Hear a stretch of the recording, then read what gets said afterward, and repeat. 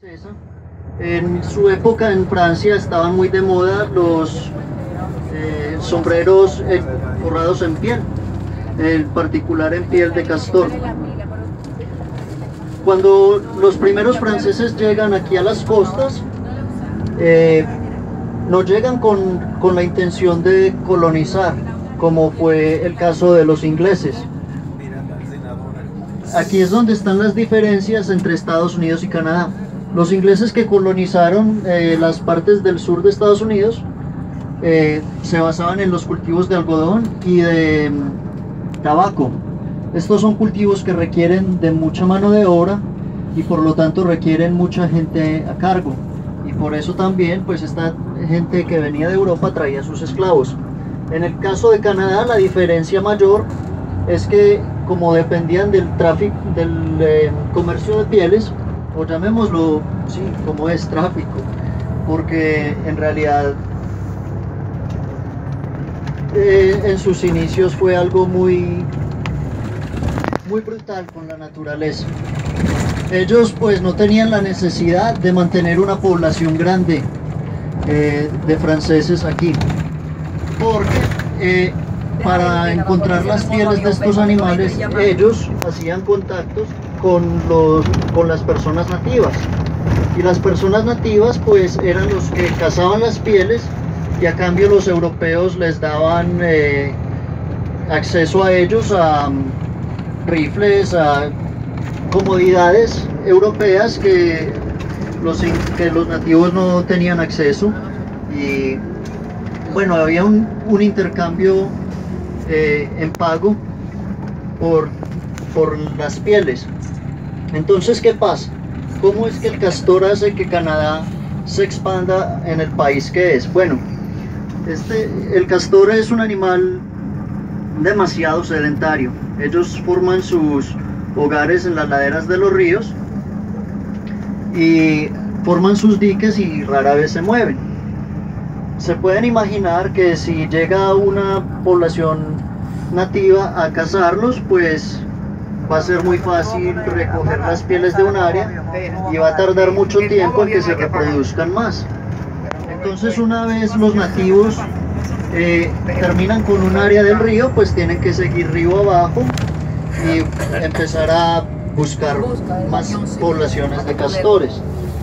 Esto tiene el efecto de hacer que cada vez los franceses estén contratando a nativos mucho más lejos y que se hagan asentamientos mucho más adentro de las ciudades. Y el río San Lorenzo es muy importante porque uno de los primeros exploradores franceses, Jacques Cartier, han escuchado ese nombre ya varias veces, fue de las primeras personas en explorarlo. Este personaje es bien curioso porque el nombre de Canadá en el idioma de los nativos significa aldea o territorio o el complejo donde vivían.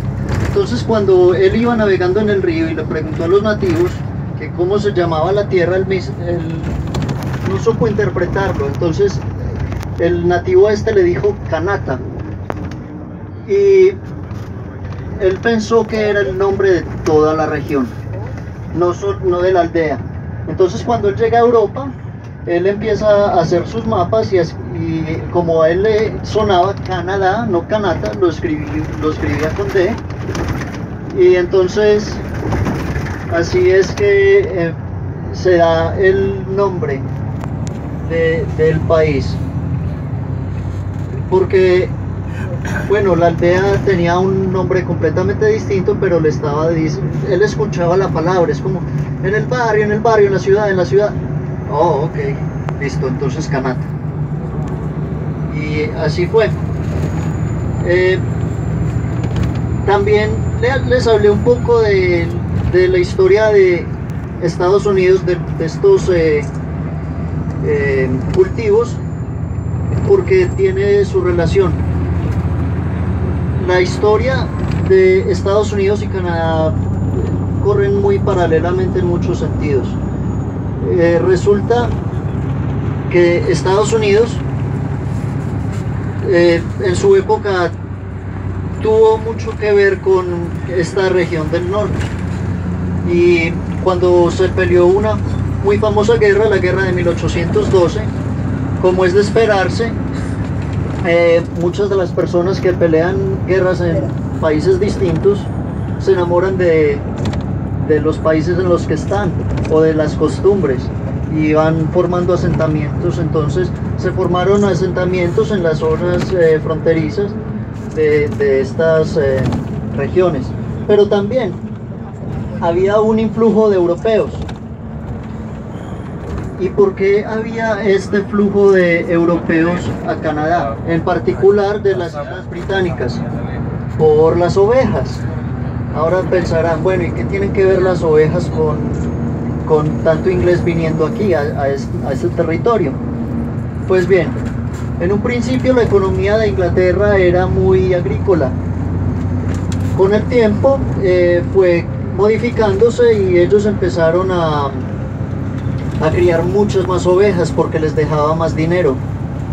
De las ovejas obviamente sacaban su carne, sus pieles y leche, y bueno, entonces era mucho más rentable para personas empezar a criar ovejas. La diferencia entre las ovejas y la agricultura es que requieren de bastante espacio, y como requieren de tanto espacio, pues las colonias británicas empezaron a pasar leyes para cercar cantidades de tierra muy grandes, y entonces muchas personas que eran agricultoras pues empezaron a ver en cierto modo desplazados. También en Europa en ese tiempo se estaba dando la reforma protestante, y habían muchas personas que no estaban de acuerdo con la religión mayoritaria en Inglaterra. Por lo tanto, habían conflictos religiosos y muchas de estas personas aprovechaban también para exiliarse junto con el grupo de granjeros. Esto fue durante la época que llamaron en Inglaterra The Enclosures. Entonces, bien, tenemos estos grupos de Inglaterra.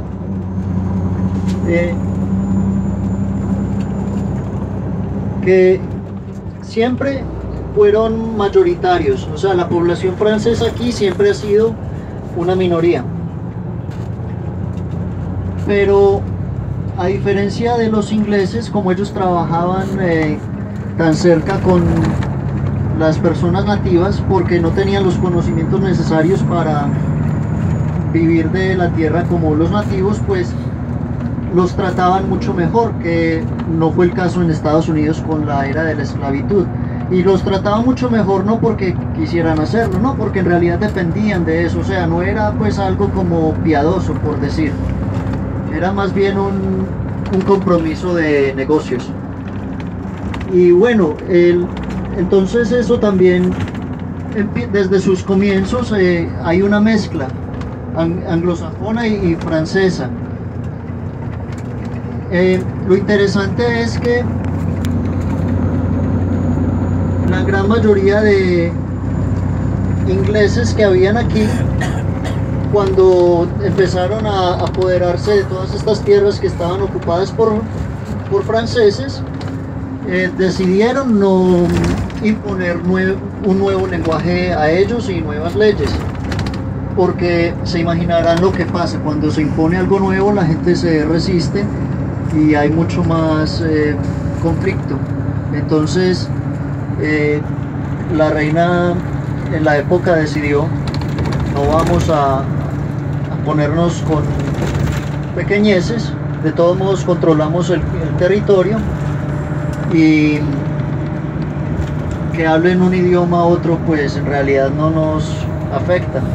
Igual las riquezas que estén llegando de esta tierra, la corona no nos importa si se hicieron en francés, en inglés, en cualquier idioma. Entonces fue una decisión muy pragmática que abrió las puertas como a esta mezcla que hay hoy en día.